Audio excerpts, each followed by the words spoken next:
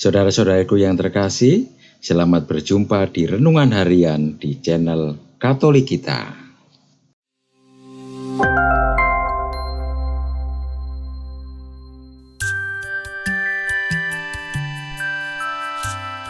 Hari ini, Sabtu 16 Juli 2022, Pekan Biasa yang ke-15.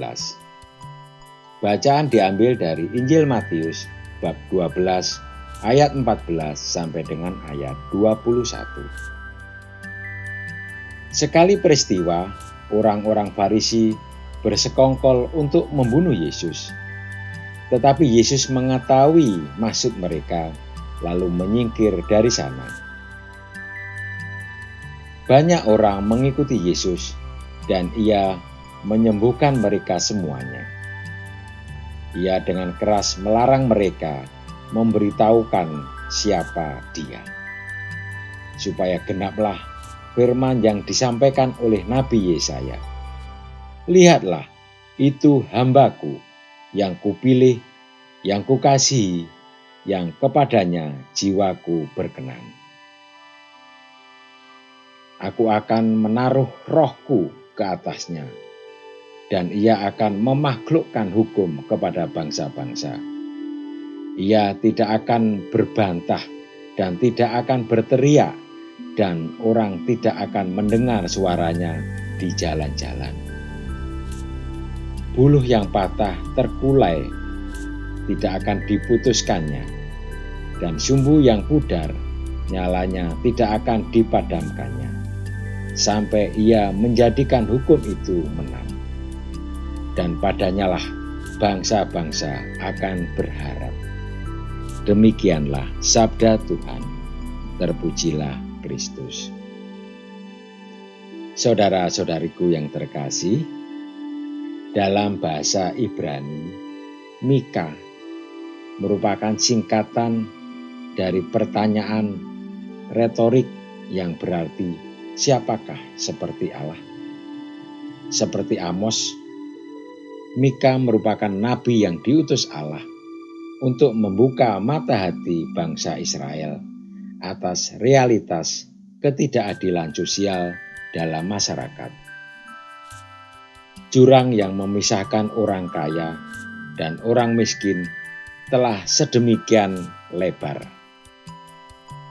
Ketidaksetaraan yang terlalu menyolok itu membuat orang kaya dapat memanipulasi dan memanfaatkan orang miskin sesuka hati mereka.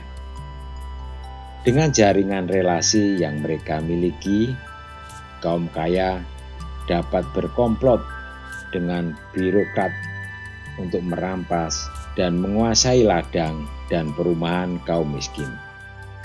Nabi Mika berteriak lantang dan menyerukan bahwa Allah mengutuk tindak perampasan itu dan akan menegakkan keadilan.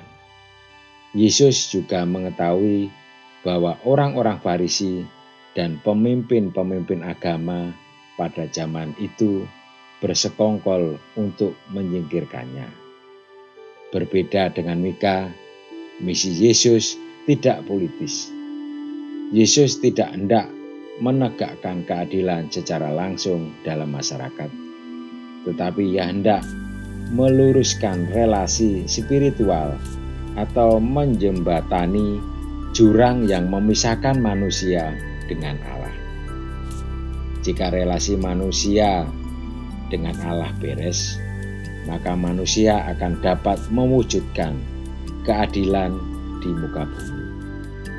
Karena itulah Yesus tidak mengendaki ketidakadilan yang dideritanya di dunia ini secara konfrontatif. Sebaliknya, Ia memberi contoh bahwa rantai kekerasan harus diputus melalui hukum kasih. Jika kasih meraja, maka keadilan di dunia akan terwujud. Untuk itu, sebagai hamba Yahweh, Ia tidak akan membantah dan tidak akan berteriak sampai Ia menjadikan hukum itu menang. Yesus tidak kalah, namun mengalah untuk menang. Marilah kita berdoa. Ya Tuhan, semoga hukum kasih membuat kami berperilaku adil pada sesama. Jauhkanlah kami dari sikap balas dendam. Amin. Saudara-saudariku yang terkasih, terima kasih atas kebersamaannya di dalam renungan harian ini. Semoga usaha dan niat baik kita pada hari ini senantiasa diberkati Tuhan. Kita akan bertemu kembali di renungan harian berikutnya. Berkah dalam.